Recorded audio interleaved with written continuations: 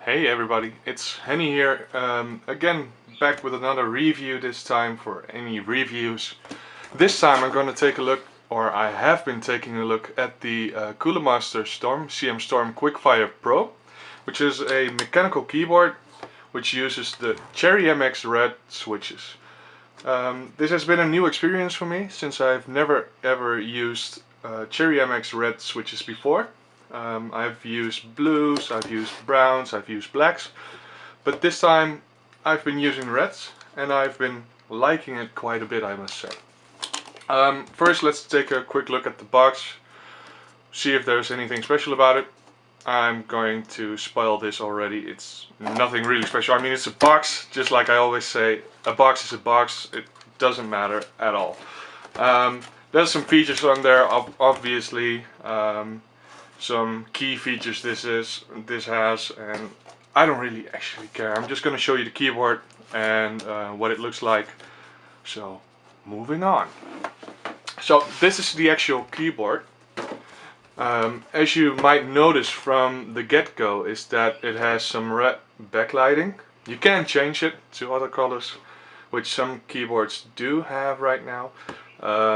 But this keyboard has some partial LED backlighting, which I'm not really a fan of. I'd rather just have the entire keyboard fully lit, because I do think it's a more natural feeling to have everything lit up instead of just small parts of the keyboard.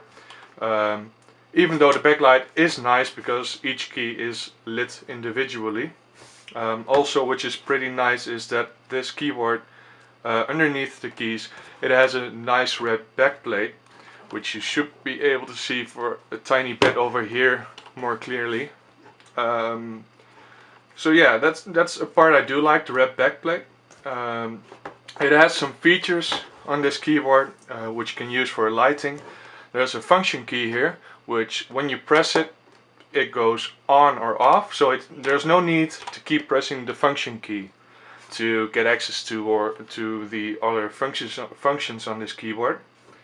So you have an entire row of keys here that have extra functions, all the F keys, and the insert button, the delete button, the numlock, slash, star and minus all have extra features. The F1 to all the way through F4 have some lighting functions, which I will show you. Let me press this one. So the F1 turns the lighting on or off entirely. Let's switch it back on. The F2 and F3 decide the brightness of the LEDs. And then you have the F4 button, which has a lighting mode, which means it can pulsate like it's doing right now, as you might see.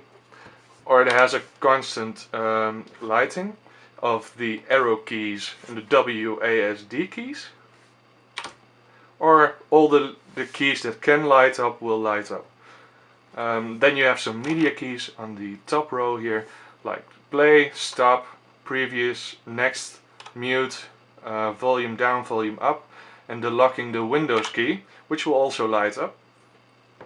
With this you won't be able to press the Windows keys, which is, for some gamers, it comes in quite handy. I've never used the function myself, actually, but I guess it's an extra feature that some people might really enjoy using while gaming. So then you have a 6 here and an N here, which stands for the rollover. This has a 6 key rollover or a no key rollover, or N key rollover I must say, which means 6 key rollover means it will register up to 6 key presses. So if I press 6 buttons all at once, it will register all those key presses. If I choose to use the N key rollover, it will register all the keys which I press down, which I should be mashing down with 2 hands and stuff like that to have to use the N key rollover. And then there's some buttons here for a delay in input. I've been thinking about why that would be useful. I haven't actually figured out why anybody would choose their input delay here. So I can't really say if I find it a useful function. For me it isn't, maybe for someone else it is. Let me see here if there's anything more. Well, something that I did notice straight out of the box is that it's quite a sturdy keyboard. So it has little flex in the keyboard, and that's also a bit because of the metal backplate that's underneath these keys. So let me show you the back here, because it has quite a nice feature.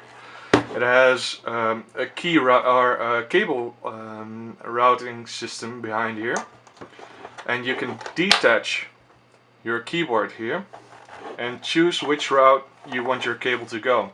So say you don't want it to go through here, you can also route it through the which would be the left side of the keyboard or the right side of your keyboard, whichever you prefer. So yeah, it has a little micro or a mini USB connector, and it has a sturdy braided cable, which is pretty nice, I must say. And I do like that it has a heavy duty cable. It is a lot less thick than the cable on the Logitech G710 Plus, which was a little bit too thick for me. It was a bit overdone, over the top. Wasn't really necessary to be that thick. This is just the right thickness, I think. So let me see if I can get this one plugged back in here.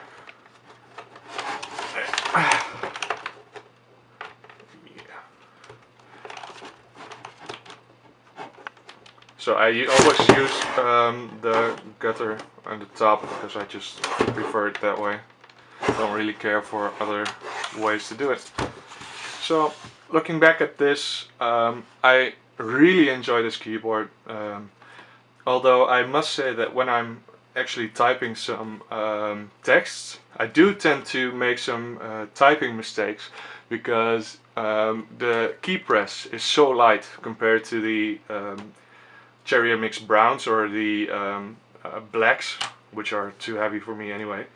But for gaming I really like this, and I think this might be my preferred choice for gaming. Not for typing as much, because like I said before, I do make a lot of mistakes, because sometimes when you rest your keys, or obviously your fingers on the keys, sometimes it already presses down when you don't actually even notice that you're pressing it down. So for typing, not so much. For gaming, I think it's a great keyboard. And I do think that overall the build quality of this keyboard is quite good. I would have liked to see, I would have liked a wrist rest here though, that would have come with the keyboard. But I think you can buy those as well for a couple of euros, so it wouldn't be too expensive.